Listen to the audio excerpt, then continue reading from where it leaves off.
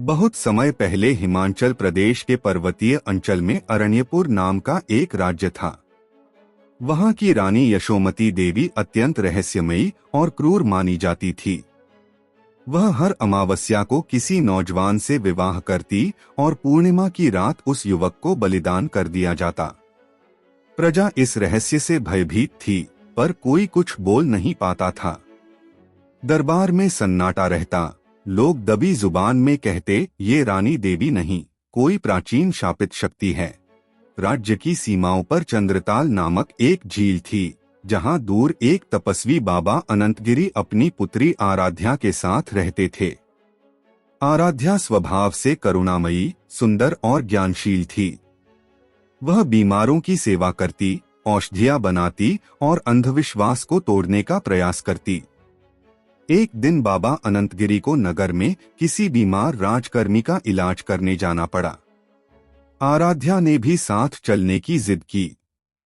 नगर के प्रवेश द्वार पर एक शवयात्रा जा रही थी, एक नवयुवक का मृत शरीर जिस पर फूल चढ़े थे। लोगों की आंखों में आंसू और दिलों में डर था। आराध्या सब सुनकर स्तब्ध रह गई। बोली, पिताजी, मैं इस रहस्य को जानना चाहती हूँ।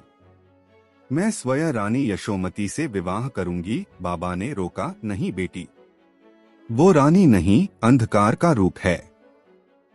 पर आराध्या ने कहा, अगर मैं अपने प्रेम, करुणा और ज्ञान से अंधकार को उजाले में नहीं बदल सकी तो जीवन व्यर्थ है। हारकर बाबा ने अनुमति दे दी। आराध्या दरबार में गई और संदेश दिया, मैं आपसे विवाह करना चाहती हूँ।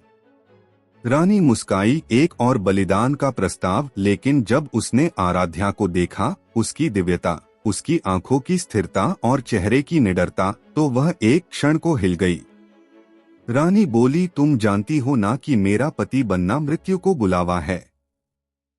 आराध्या बोली, मृत्यु तो तय है, लेकिन यदि मेरे मरने से तुम्हारा हृदय बदल जाए तो वह मृत्यु भी पुण्य होगी। रानी ने विवाह स्वीकार कर लिया। विवाह के बाद की रात रानी के महल में जब आराध्या पहुंची तो वहां एक अलग ही दृश्य था। अंधेरा, जड़ी बूटियों की गंध और दीवारों पर विचित्र चित्र। रानी एक गहरे रंग की मखमली चादर पर बैठी थी।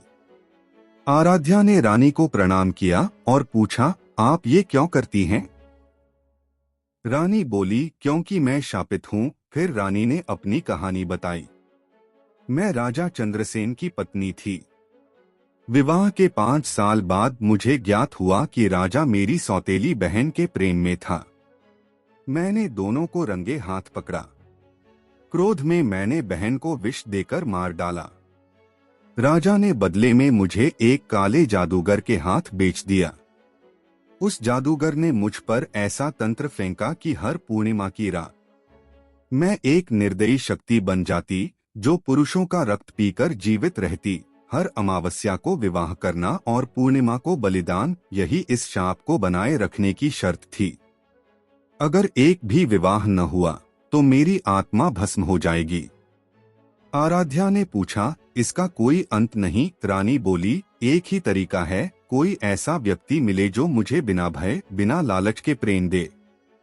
लेकिन यह असंभव है। आराध्या बोली, तो आज रात मैं तुम्हें एक कहानी सुनाऊंगी। और आराध्या ने एक पुराने संत और तामसी राजा की कथा सुनाई।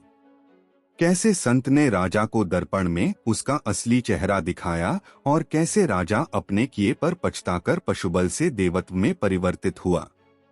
आराध्या के हर शब्द में करुणा थी, प्रेम था। उसकी आंखों से अश्रु बहते रहे और रानी यशोमती के भीतर की शक्ति एकदम से शांत हो गई।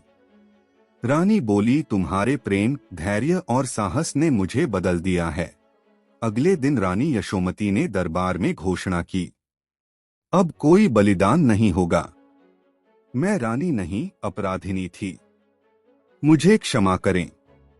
वह राज्य का कार्यभार मंत्रियों को सौंप आराध्या के पिता के साथ तपस्या के लिए हिमालय चली गई। आराध्या की करुणा, प्रेम और अडिग विश्वास ने एक आत्मा को अंधकार से प्रकाश में पहुंचाया। निष्कर्ष, अंधकार में घिरे व्यक्ति को यदि कोई बदल सकता है तो वह केवल प्रेम और धैर्य है। रानी यशोमती के भीतर की शापित शक्ति तब तक जीवित रही जब तक कोई उसे इंसान समझने को तैयार नहीं था। आराध्या ने उसे प्रेम दिया, विश्वास दिया और परिणामस्वरूप एक राज्य मृत्यु के भय से आजाद हुआ। हमारी यह कहानी आपको कैसी लगी?